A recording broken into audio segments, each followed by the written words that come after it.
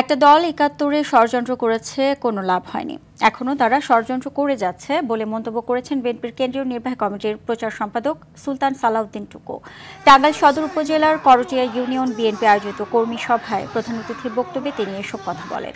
এ সময় তিনি আরও বলেন, এ দেশটা সকলের, সেজন্য বাংলাদেশকে বুকে ধারণ করে আগামী দিনের পথ চলতে হবে।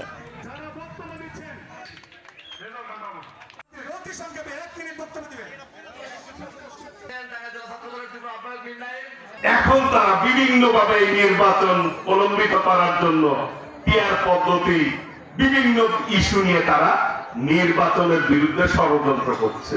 এই যে নির্বাচন যদি দেরিতে হয়, নির্বাচন যদি প্রলম্বিত হয়, তাহলে সুযোগ কে নিবে? ফ্যাসিবাদ নিবে না?